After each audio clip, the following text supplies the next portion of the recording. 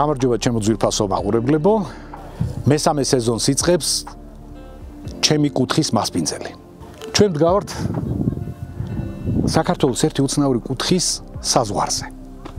ჩემს უკან თუშეთია.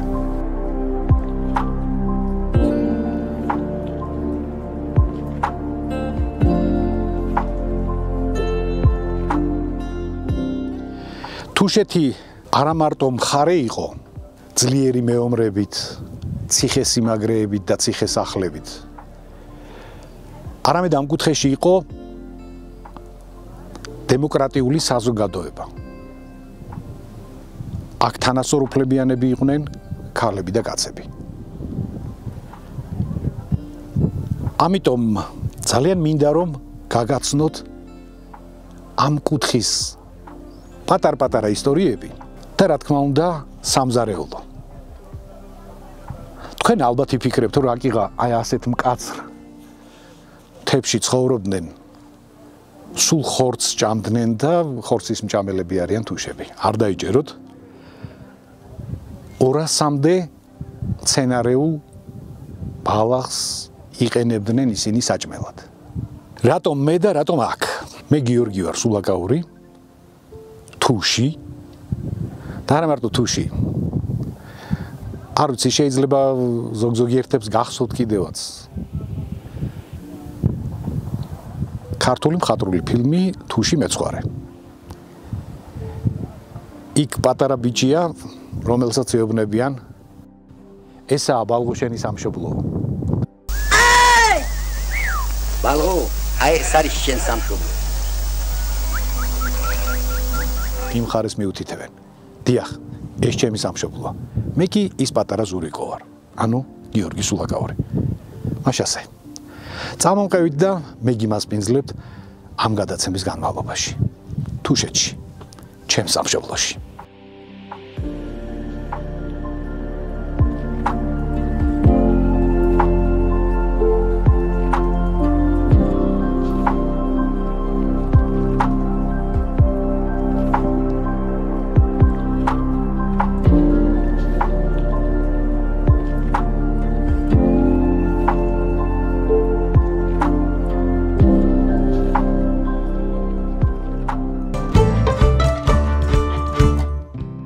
მე ჩამოვედი ჩემს სამშობლოში.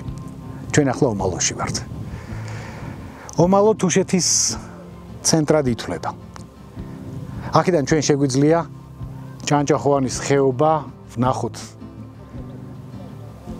დიკლო, შენაქო, აქეთ გომეწრის ხეობა, ჯვარბოსელი, აკიზირი, ელიურთა. იქით კი პირიქითის ხეობა.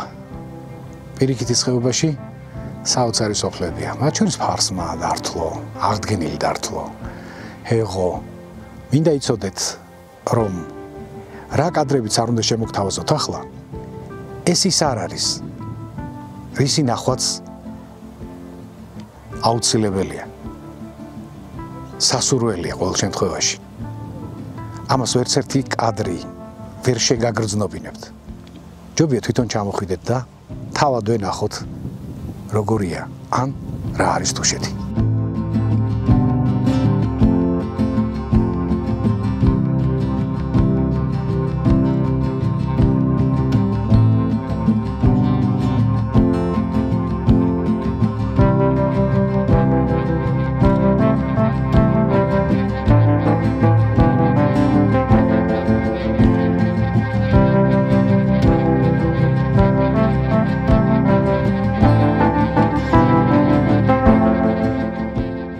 ერთი კარგი ამბავი უნდა მოგიყვეთ თუშეთთან დაკავშირებით. დიდი ხნის წინათ ერთ სოფელში მხოლოდ ასაკში ფეხშედგმული 3 ქალი იყო შემორჩენილი თავის 30 ძროხასთან ერთად. კაცები აღარ იყვნენ, უკვე გვიანი შემოდგომა იყო და კაცები უმეტესი წილი ცხვარში იყო წასული და სოფელში მხოლოდ ეს 3 ქალი იყო დარჩენილი. დილით რო გამოვიდნენ, აღმოაჩინეს, რომ ვიღაცას ყავდა მოპარული ძროხები. დარეჯომ ასე ერქვა იმ ქალს, ჯერ სასიგნალო ციხეს გახედა, იფიქრა მთელი ხეობისთვის შეეტყობინებინა ეს ამბავი თუ თვითონვე მოიფიქრებინა რამე. მერე უკან სახლში შებრუნდა. კედელზე ჩამოკიდებული ხმალი წელზე შემოირთხა. ის ორი ქალიც დაიმგზავრა და ქაჩუზე გადავიდა ქისტეთში. ჩავიდა პირველ სოფლის ცენტრში დადგა და სოფლის შუაგულში თავმოყრილ კაცებს მიმართა. უკაცო სოფლიდან გარეკილი საქონლისთვის პასუხს ვინ გამცემსო?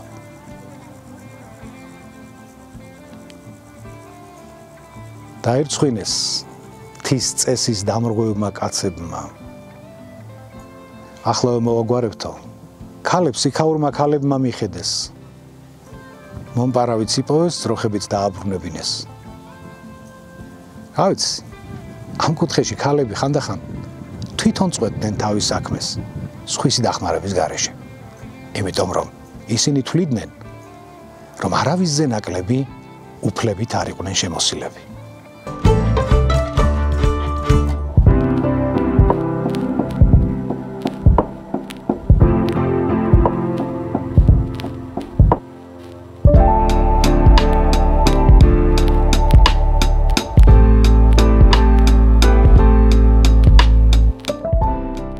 მე შემიძლია ძალიან ბევრი რამ მოგიყვეთ თუშეთთან დაკავშირებით, მაგრამ რა კი გადაცემა მაინც კულინარიას შეეხება, ამიტომ წავიდეთ ახლა ფატისთან და მოვამზადოთ შესანიშნავი კერძები, ისეთი კერძები, რომელიც ამ კუთხისთვისაა დამახასიათებელი. წავიდეთ.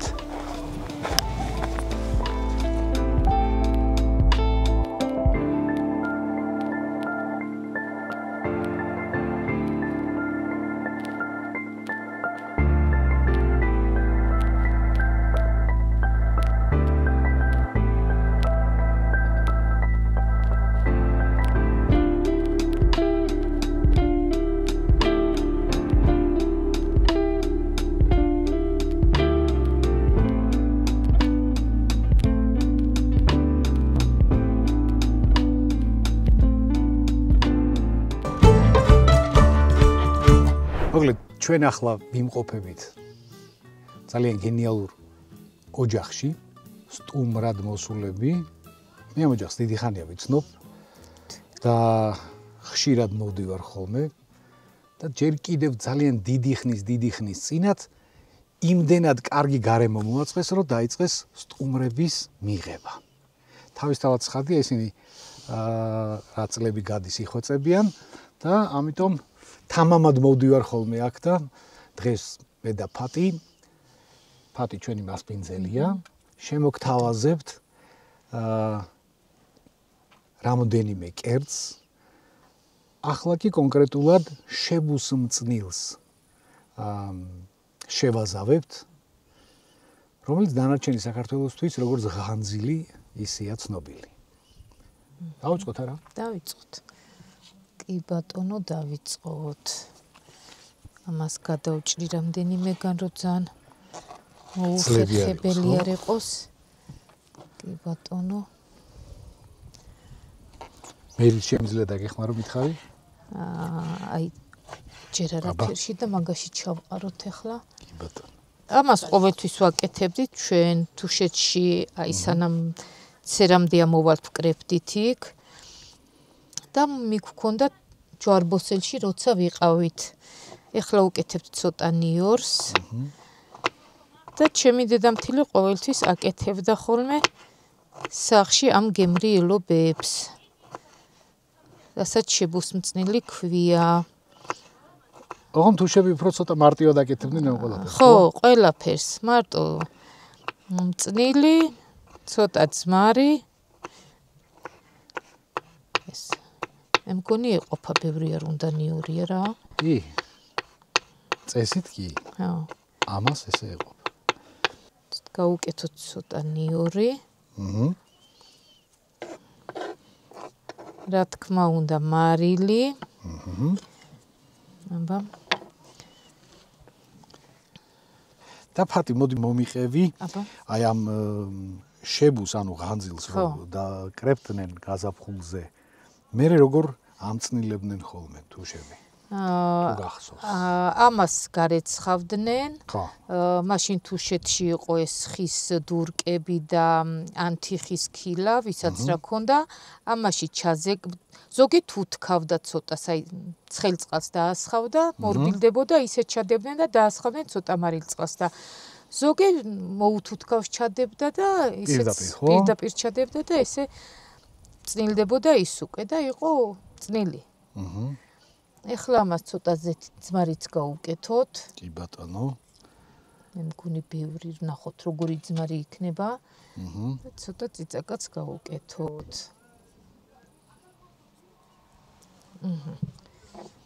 ეხლა ამოვრიოთ. აი ამის ამორევა იქნება მოგეხმარო ამის ამორევაში. გამიდი. ახე როგორი ხის კიტია. საუკუნეების. კი, არა, რომ დავინახე ძალიან, მაგრამ მომეწონა. ეს ამ კიტის ისტორია გითხრა? ო, აბა. ხო, აი ეს სამი და იყო და ერთი ძმა ყავდა ეს კარდლიძე ევა და ეგენი და ის ერთადერთი ძმა ყავდა, რომელიც უგზო-უკვლოდ ჯარში დაიკარგა და იმის გამოთრილი კიტია ეს, რომელსაც იორდანე კარდლიძე აწერია აგერა აქ და ეს ვიპოვე ჯვარბოსელში. და იქიდან მაქვს შემონახული ბიჭის სახელზე. კი ბატონო. და აი ეს თიხის თეფშებიც იმის სინაქონია და ანუ ეს ყველაფერი არის ალბათ ძალიან ძველი. მოკლედ მე ახლა გავსინჯავ. მე მგონი გაუჯდა უკვე ყველაფერი, ხო? რა თქმა უნდა. და აქვე მოგახსენებთ როგორია ღანძილის შეჭამანდი. შებუსმწნელი.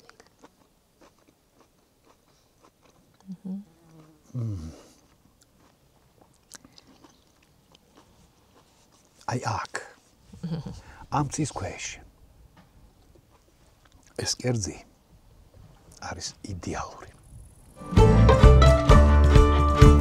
ახლა შემოგთავაზებთ კიდევ ერთ კერძს, რომელიც თუშეთში ყოველთვის პოპულარული იყო. მინდა შეგახსენოთ, რომ თუშებს თითოეულ ოჯახს ყავდა ზუსტად იმდენი საქონელი, რამდენიც მათი ოჯახის გამოსაკვებად იყო საჭირო. ნაწველისგან, ასე ეძახიან, ხო, თუ არ ვწდები, ამზადებდნენ. დიახ, ამზადებდნენ კარაქს, ხაჭოს, კველს, თუ ამის საჭიროება იყო, არ დაგვაუწყდეს, რომ თუშებს საწარმოოდ ყავდათ ცხვარი და შესაბამისად ცხვრის ყველი იყო უფრო პოპულარული ვიდრე ძროხის, ამიტომ ძროხის პროდუქტი ძირითადად შემოიფარგლებოდა იმით, რომ ჰქონდათ ხაჭო და ჰქონდათ რძის მჟავე პროდუქტები, ხო, დო და ცისხვათა შორის ძალიან საინტერესო სახელი ჰქონდა კიდევ ერთს, აი დოს მაგვარ პროდუქტს, მას სახვრეტას ეძახდნენ. ანუ რომ უნდა შეგეხვრიტა, აი ამიტომ ერქვა სახვრეტა. ახლა ჩვენ მოვამზადებთ ხავიც მზადდება კარგად გამშრალი ხაჭოსგან. აი ეს რო ჩამოშრება ხაჭო, ამ ხაჭოს ამჩვილებენ, რამდენიმე საათით გააჩერებენ მას სითბოზე, ამ მზის გულზე, ის მიიღებს თავის ბაქტერიებს, რათა მე როდესაც ხავიცი მზადდება, ანუ ერბოსთან ერთად მზადდება დაფაზე, ის გახდეს წელვადი, ხო? ამიტომ ჩვენ ახლა ძალიან ცეთი სახეცვლილ საინტერესო ვერსია შემოგთავაზებთ. პირველი ხავიც გავამზადებთ. ჩავყაროთ. დაუმატებთ ახლა ერბოს.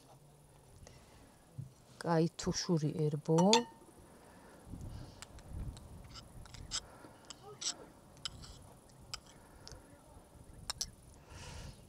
და შემოვდგავთ ცეცხლზე. ამას მე მივხედავ, კარგი? ხო. გვენთოთ და ვიხადოთ. ყველაფერი ანთებულია. ხავიც მარტო ვერ შეჭამდეს, ცარიელს ვერ შეჭამ. ხავიცთან კიდევ არის დამატებით საჭირო მისაყოლებელი პურის ნაცვლად. თქვენ თუშეთის ლანდშაფტი უკვე ნახეთ და უნდა იცოდეთ, რომ თუშეთში ხორბალი არ მოდიოდა, აქ ძირითადი მარცვლეული მაინც ქერი იყო. ამ ქერის მარცვალს თუშები ოდნავ მოხალავდნენ და მოხალულ ქერის მარცვალს მერე ქვავდნენ. და იმ დაფქულ ეძახიან, თუშები ყვას ეძახიან, ისე დანარჩენ საქართველოში ცნობილია როგორც ქუმელი და მას მოზელენ და აკეთებდნენ გუნდებს. მისი სხვადასხვა მოდიფიკაციები არსებობს, ის შეიძლებოდა ერბოსთან და ხაჭოსთან ერთად, ერბოსთან და ცხვრის კალთთან ერთად, მაგრამ ამჯერად აქ იგითხარით, ცოტა საინტერესო მოდიფიკაცია შემოგთავაზებთ ამ კერძისას და რავი, მე მგონი მოვზილოთ, ხო? მოვზილოთ, კი ბატონო. დავასხათ წყალი. მოვზილოთ და მე მანამდე მოურევ. დაგვეწვას. ამას ცოტა დიდხანს სჭირდება, სანამ ის კარგად არ ადუღდება და არ გახდება ერთიანი მასა. კარგი. მანამდე აი ამ ყვასთან, ანუ ქუმელთან დაკავშირებით ეს ძირითადად მწყემსებს დაგქონდათ ხოლმე და როდესაც საჭირო იყო საღამოს როცა დასხდებოდნენ ან დაუშვათ მათ წარმოიდგინეთ მწყემსი, რომელიც მიდის ფარასთან ერთად, ისინი აქედან აიყრებოდნენ ხოლმე და მიდიოდნენ ელდარის საძოვრებზე. გზაში მათ საშუალება არ ჰქონდა იმისა, რომ გაჩერებულიყვნენ და ესაუზმათ. ამიტომ ფეხ უნდა ეჭამათ. აი ესენი გუდაში ყრიდნენ ფქვილს, ჩაასხავდნენ წყალს და იქვე გუდაშივე გაზელდნენ. სხვათა შორის ეს მომენტი არის გამოყენებული ერთ ფილმში, მხატვრულ ფილმში თუში მეცხვარე, როდესაც ისინი უღელტეხილზე გადადიან, იქ მწყემსები ზუსტად ამას აკეთებენ, რომ მიდიო ერთიო ისე გაზილე უცეფო ეს ყველაფერი. ერთ ზავის ნაჯურით გაზელი ქუმლით მუხლ გამიმაგროთა. აი ერთი ჩავყარო. так. Ашли, ეგეთ, კერპო.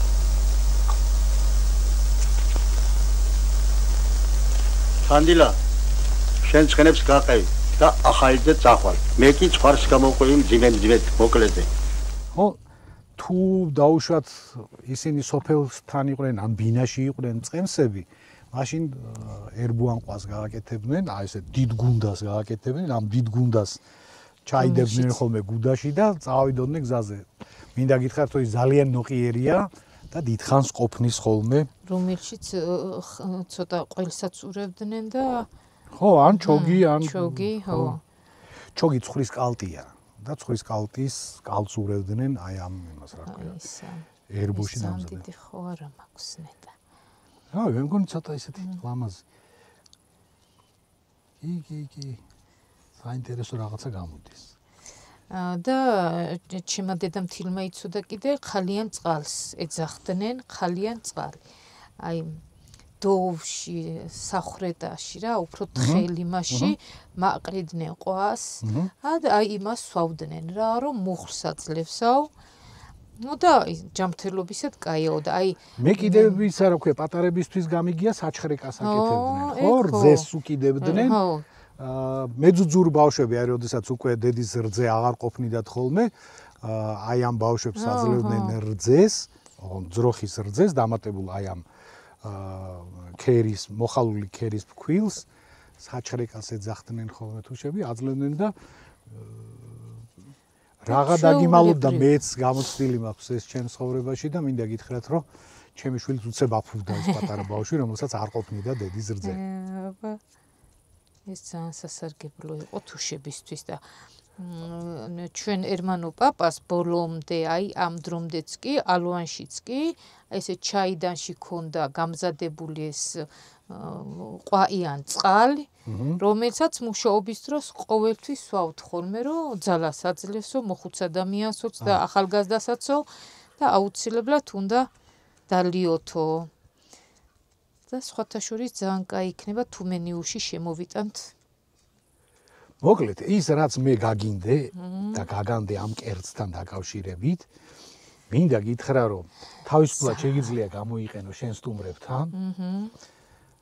ოღონდ შევთანხმდეთ, რომ კერძს ჩემი სახელი ერქვა. შევთანხმდეთ. კარგი. ხო, ისე მინდა გითხრათ, რომ თუ შებს ქონდა ესეთი გამონათქვამი, რომ ფაფაო კარამდეო, ჭადი ჭამამდეო, პურიო მთამდეო და ყვაიო თისიქითამდეო. ანუ იმდენ ხას ყოფნი და ეს ქუმელისგან დამზადებული საჭმელი, რომ თისიქით გადაგიყვანდა და აღარ დაგჭირდებოდა არაფერი. ფატი. ვიცი რომ თქვენთან ბევრი სტუმრები მოდიან და მოდიან არა მარტო ქართველები, არამედ უცხოელებიც. რომელ თუ შურ კერძებს თავაზობთ? თავაზობთ ხავიც თავისთავად, ხინკალი, კოტორი და აი რო არ მოგატყოთ, ერთხელ შევთავაზე, ფრანგები იყვნენ, აი ეს ყვაიან წყალი, რასაც ქვიან რა. და იყვნენ თბილისელებიც რა იმათთან ერთად და აი გაგიჟდნენ. ქართველებს არ მოეწონა. ქართველებსაც მოეწონა, პირიქით, ქართველებსაც მოეწონა და ერთიმეროს ეუბნებოდნენ, რას ვაკვდებით და რას ვსვამთ ამ ყავას. დალიეთ ეს, უმაგრესია, მართლა ვამბობ. აი ურთი უნდა გაგასინჯოთ მერე თქვენს, ძალიან მოგეწონებათ. თან კაიცივი წყალი თუა, ყინულით, უფრო, ძალიან მაგარია. და ეს მოკლედ მთელი საიდუმლო იმ კერძისა, რასაც ახლა ვაკეთებთ, ის არის რომ შეხედეთ ფატი ამ ქუმელისგან გუნდას კი არ აკეთებს, როგორც ადრე თუშები აკეთებდნენ გუნდას, არამედ აკეთებს აი ესეთ პატარა ამოღრმავებულ ხო, ამოღრმავებულ სკოლებს. რაშიც მერე უკვე გამზადებულ ხავიც ჩავასხამთ და მივიღებთ უკვე გათანამედროვებულ ვერსიას. ხავიციან და ჰერბუაყვას. ხო, რომელსაც დაერქმევა სულაკაურული. სულაკა. იქნება სულაკაურული. კარგი. აი სული მიკაცკაცებს ისე მინდა ერთი მანძი გეხოცები. პატი. გასინჯვე. აი.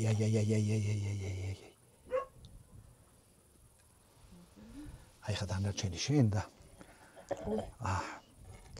პირველი გასინჯვა სულაკაურულის.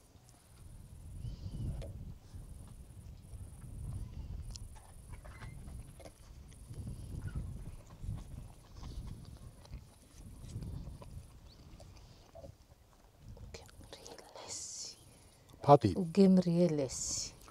წილს ვითხოვე. წილს ვითხოვე ხოლმე. რეცეპტში. აბა ნახეთ რა ულამაზესი კერძი გამოვიდა.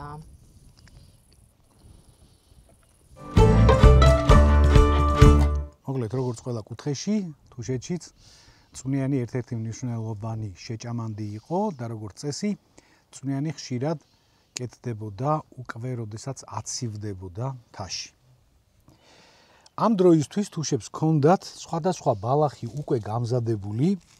ეს არის პიტნა, ეს არის დუცი, აქ გვექნება ღოლო და აი აქ რამოდენიმე აი შეხედეთ ესეთი გრძელი ისენი გამხმარი ბალახია, ამას საღვიძლას ეძახიან, რომელიც ჩათვალეთ რომ ღვიძლისთვის, აი როდესაც ძიმე საჭმელებით ამძიმებენ ადამიანები, ეს ერთ-ერთი მნიშვნელოვანი ბალახი იყო, იმისათვის რომ ღვიძლს ეფუნქციონირა. ღვიძლი ყოფილიყო კარგ მდგომარეობაში. მოდი გავაკეთოთ. გავაკეთოთ. რითი იწყება ოღონდ მე ის რა ქვია. ეს გვაქვს. ხო, აი ამ ძირითადი ის რა ქვია ბალახეულს, რომელსაც მოხარშავ, მე აუცილებლად უნდა მასში გამოიყენო საჭარას ეძახიან. ეს არის საქონლის ან ცხვრის შიგნეული ეს არის ნაწლავები ფაშვი, რომელიც ირეცხება, სუფთავდება, მერე მას მარილწყალში დაალბობენ და აშრობენ, რომ ზამთარში ეს გამშრალი წვნიანში ჩააჭრან. ამ ბალახებს ყველას ერთად ჩავჭრით. წარმოგიდგენიათ რაზეა ლაპარაკი, რომ ბალახები შეიძლება პიტნა, ღოლო, საღვიძლა ეს ყველაფერი უფრო ერთად მეტით შეიძლებოდა ყოფილიყო ბალახები, მაგრამ ამჟამად მოგროვილი არ გვაქვს მეტი. იყო ვაშლის სუნაც, რომელსაც ურევდნენ. ვაშლის სუნა? ხო, არ გაგიგია ვაშლის სუნა ბალახი. რაღაც ესეთი ბუსუსიანი ბალახივით და არის, რო ხო? უსუნებდა ვაშლის სუნი როks. აი ისაც. ძალიან კარგი. პიტნა აუცილებლად ნორჩი უნდა იყოს, რომ ძალიან ბევრიც. მიუხედავად იმისა, რომ მე თუში ვარ, უნდა ვაღიარო, რომ მე ეს შეჭამანდი არ მიჭამია დღემდე. ძალიან დიდი დანაშაული გიო. ძალიან დიდი. მოდი ამასაც დავღრი, მეტი არ გვინდა ეს. ხო და ფათი ზუსტად დღეს ვასწორებ მაგ ყველაფერს, რომ დღეს იქეთ უკვე შემიძლია მე თქვა, რომ ჩავე მაქვს გასინჯო. გასინჯო. ხო. კი ბატონო. ისინიც ერთნაირად ჩავაჭრათ. მოკლედ ის არის, რა ქვია, აი ეს საჭარა, რასაც ეძახიან, წეგან უკვე მოგიყევით, როგორ მზადდება, მას წინასწარ ხარშავენ და დანარჩენი მომიყევი როგორ ამას ბალახებს მოუხარშავთ ცალკე, მე ამ საჭარას ჩავაყრით და ჩავე საერთოდ ფასდება იმით, რომ აი საჭარა რა გვერდაი რა. ანუ რამდენად კარგია და რამდენად ბევრია, უფრო გემრიელია. აჰა. საჭარა თუ ვაქვათ, ვაიმე, ცოტა საჭარა ჰქონდაო და რიყო გემრიელი ვიცოდნე ხოლმე ჩავეო. ჩემო საყვარელო ქართველებო, იმედი მაქვს მიხვდით რაზეც გელაპარაკებით, იმიტომ რომ ეს ძველი ქართულია და ნიშნავს რომ შეჭამანს, ანუ კერძს თუ ქონდა ბევრი საჭარა, აი ეს ხორცი, მით უფრო გემრიელი იყო, ხოლო როდესაც დაუშვათ რომელიმე დაიჩივლებდა რომ ცოტა იყო, ამიტომ არ იყო გემრიელიო. ეს გითხრათ ფათი თუშურ დიალექტზე. ეხლა ამას ხო დავჭი და ეს უნდა მოუხარშოთ. ამას დავასხავ წყალს და დავდგათ, ესაც არ გვეყოფა.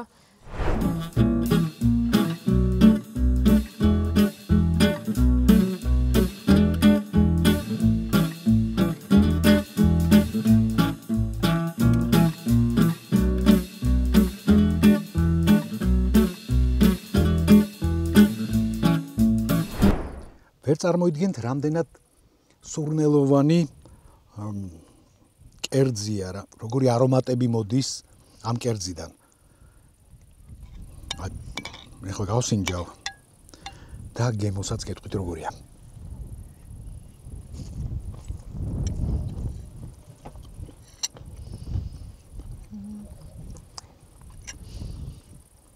არა. ეს კერძი დღემდე რო არ მაქვს გასინჯული, სულ ჩემი მშობლების ბრალია. დააგემოვნეთ. ჩავე. ჩვენ უკვე გავხსენით ჩვენი კუთხის მასპინძლის მესამე სეზონი და გავხსენით ამ უმშვენიერეს ოჯახთან ერთად, რომლებმაც შემოგთავაზეს თუშური კერძები. მადლობა უთხრათ ამ შესანიშნავი მასპინძლობისთვის. მადლობა უთხრათ იმ კერძებისთვის, რომელიც გაგვაცნეს. მადლობა თქვენს. მე კი მინდა გისურვოთ, რომ მოინახულეთ თუშეთი, ოღონდ ყოველთვის გახსოვდეთ.